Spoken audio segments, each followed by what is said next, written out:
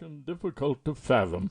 Mr. Topper held the opinion that the expression was uncomfortably insinuating, making him in some sly way an accessory before the fact.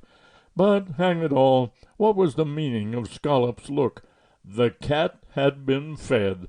He had seen to that himself, as he had seen to it ever since he had adventurously brought her home from Wilson's the grocer's one evening 4 years ago. 4 years! As long as that in this house, and once it had seemed so new.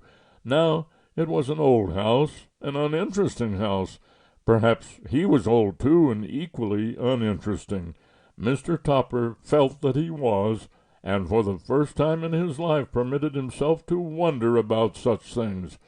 His intellectual debauchery was rudely shattered by Scallops.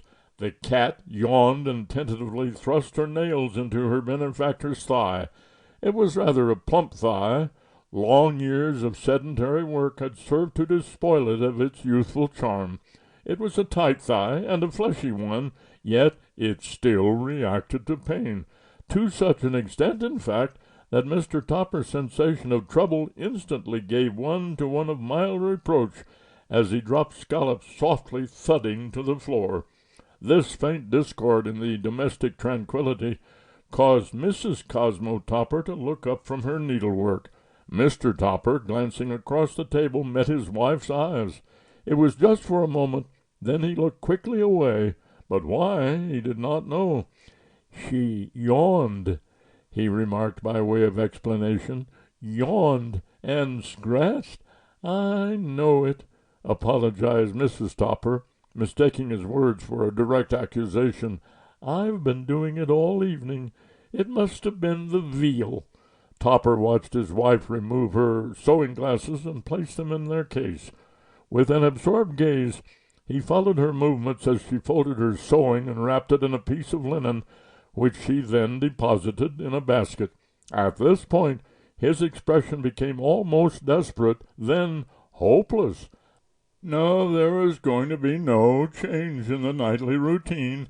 Glasses, case, linen, basket. If she would only reverse the procedure, or for once forget her glasses, that would be something. Meantime, Mrs. Topper, unconscious of tragedy, rose from her chair, came round to where her husband was sitting, and brushed his forehead with her lips. Then, referring once more in a pained voice to the haunting qualities of veal, she left the room. Mr. Topper listened to her firm step upon the stairs. A certain squeaking of boards apprised him of the fact that she had achieved the landing. For a moment he thought idly about veal in relation to his wife. Then he did an unusual thing. Instead of knocking out his pipe and locking in the cat whose vagrant nature had caused him some rather trying experiences in the past, he gently retrieved that animal from the floor and fell to studying an old atlas which he had plucked from an obscure shelf. "It made me sleepless, too," murmured Mrs. Topper an hour later as her husband settled down beside her. And that night Mr. Topper dreamed of eating curried veal in Calcutta. He was surrounded by many maidens, all of whom partook amply of veal, and none of whom complained. It was delicious. He gorged himself. Chapter 2. Scollops looks inscrutable. Not until the following afternoon, which was Saturday, and therefore free, was Mr. Topper able to localize his trouble. The discovery came to him as a shock which gathered intensity as the days passed. It marked an epoch in his life.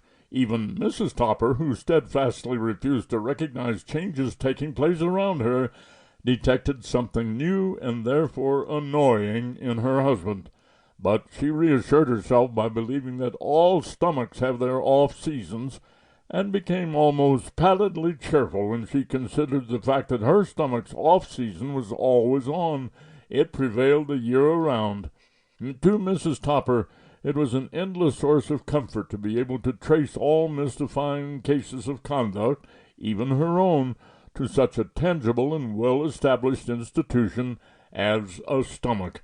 It was Scollops again, Scollops draped on her master's knee, with a Saturday afternoon mist swimming on her eyes. Scollops, the